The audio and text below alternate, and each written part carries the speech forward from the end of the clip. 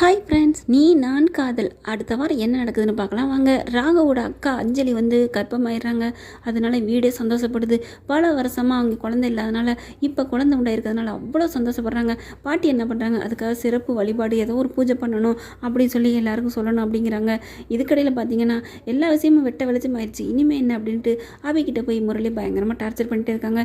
என்னை ஏற்றுக்கோ, நான் உன்னை கல்யாணம் பண்ணிக்கிறேன் அப்படி இப்படின்னு சொல்லி பயங்கரமாக டார்ச்சர் பண்ணுறாங்க. ஒழுங்கு மரியாதை ஓடிடுங்க, இல்லைன்னா நான் எல்லாத்துட்டையும் உங்களை பற்றின உண்மையை சொல்லிடுவேன்னு அபி எவ்வளோ சொல்கிறாங்க. இருந்தாலும் வந்து வழியை கொலையக்க கும்பலத்துட்டே இருக்காங்க. இங்கே பார்த்தீங்கன்னா பூஜை பண்ணுறதுக்கு ஏற்பாடு நடக்குது. அங்கே சுந்தரி இருந்துட்டு அந்த அபி வீட்டுக்கு சொல்லவே கூடாது, சொன்னீங்கன்னா செம்ம கோவம் வந்துடும் எனக்கு அப்படிங்கிறாங்க. அதுக்கப்புறம் பாட்டி சும்மா விடுவாங்களா என்ன, மாமியாளுக்கே மாமியா வச்சு அவங்க என்ன நினச்சிட்டு இருக்க சுந்தரி, இது நான் ஏற்பாடு பண்ணுற ஃபங்க்ஷனு, என் பேத்திக்காண்டு ஏற்பாடு பண்ணியிருக்கேன். இந்த பூஜைக்கு யாரை வர வைக்கணும் யாரை வர வேணும்னு சொல்கிற அதிகாரம் உனக்கு இல்லை, எனக்கு தான் இருக்குது அப்படின்னு சொல்லி பேசாமல் கம்முன்னு போ அப்படிங்கிறாங்க. என்னது இந்த மாமியாக்காரி இப்படி பண்ணுறாளே அப்படின்ட்டு ஒன்றுமே பேச முடியல, ஓங்கி அடிச்சிடுறாங்க பாட்டி. அதனால் இவங்க சைலண்ட்டாக போயிடுறாங்க. இங்கே பார்த்தீங்கன்னா விசேஷத்துக்கு எல்லா ஏற்பாடும் சூப்பராக நடந்துகிட்ருக்கு.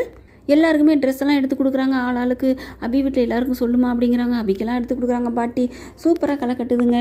இந்த சமயம் பார்த்தீங்கன்னா இங்கே ராகவ் என்ன பண்ணுறாங்க, அபியை பார்க்குறாங்க. அபியை பார்த்துட்டு, என்ன சார் என்ன இங்கே வந்திருக்கீங்க அப்படிங்கிறாங்க. இல்லை உனக்கு ஒன்று கொடுக்க வந்தேன். என்னது அப்படிங்கல, கையில் ஒரு பாக்ஸ் இருக்குது அதை கொடுக்குறாங்க.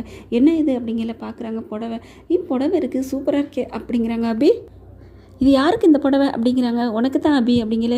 எனக்கு புடவையா நீங்கள் வாங்கி தரீங்களா, ஆச்சரியமாக இருக்கே அப்படிங்கிறாங்க. ஏன் நான் புடவை வாங்கி தரக்கூடாதா? இல்லை உங்ககிட்டருந்து இதெல்லாம் எதிர்பார்க்குறது எனக்கு உண்மையிலே ஆச்சரியமாக இருக்குது அப்படிங்கிறாங்க. பரவாயில்ல, நீ இந்த புடவையை கட்டிக்கிட்டு நீ ஃபங்க்ஷனில் நெல் அப்படிங்கிறாங்க. நான் ஆல்ரெடி அவங்க எடுத்து கொடுத்த ட்ரெஸ்ஸை கட்டிட்டு வந்துட்டேனே, இனிமேல் போனால் மாற்றினா ஏன்னு கேட்க மாட்டாங்களா, நான் வாங்கி கொடுத்ததை கட்டலையான்னு பாட்டி கேட்பாங்களே.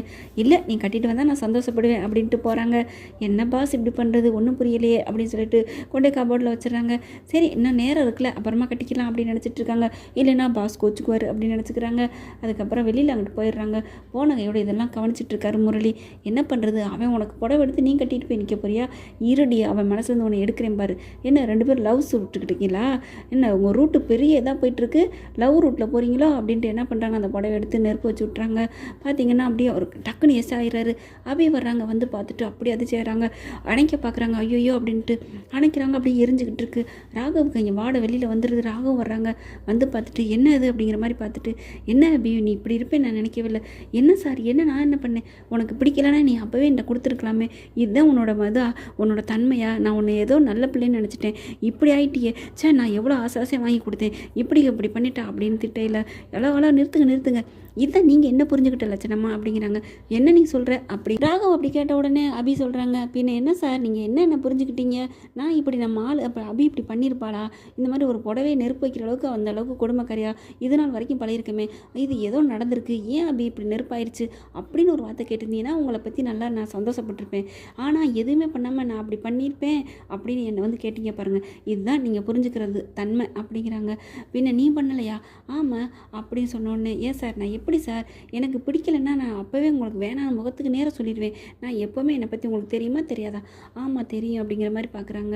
அப்படி இருக்கல நான் வாங்கிட்டு அதுக்கப்புறம் நெருப்பு வைக்கிற அளவுக்கு, அதுவும் ஒரு புடவையை நெருப்பு வைக்கிறவன், நான் அவ்வளோ மோசமான புடவையை தயாரிக்கிறவன், நான் டிசைனிங் பண்ணி அது அழகழகாக இருக்கணும்னு நினைக்கிறவன், அப்பேற்பட்டவன் அந்த புடவை எவ்வளோ அழகாக இருந்துச்சு தெரியுமா, ஆசையாக அப்புறமா கட்டிக்கலான் இருந்தேன், இது யார் பண்ணாங்கன்னு எனக்கே தெரியல, ஆனால் என்ன சொல்கிறீங்க அப்படிங்கிறாங்க. அபி இப்போ யார் பண்ணியிருப்பா முதல்ல கண்டுபிடிக்கணும், அதை கண்டுபிடிங்க அப்படின்ட்டு அபி சொல்லிட்டு போகிறாங்க.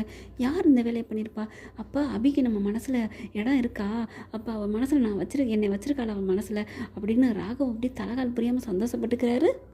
ஓகே ஃப்ரெண்ட்ஸ், பார்க்கலாம் என்ன நடக்க போகுதுன்னு. உங்கள் பொண்ணான கையால் ஒரு லைக்கை போட்டு சப்ஸ்கிரைப் பண்ணிடுங்க. Thank you friends.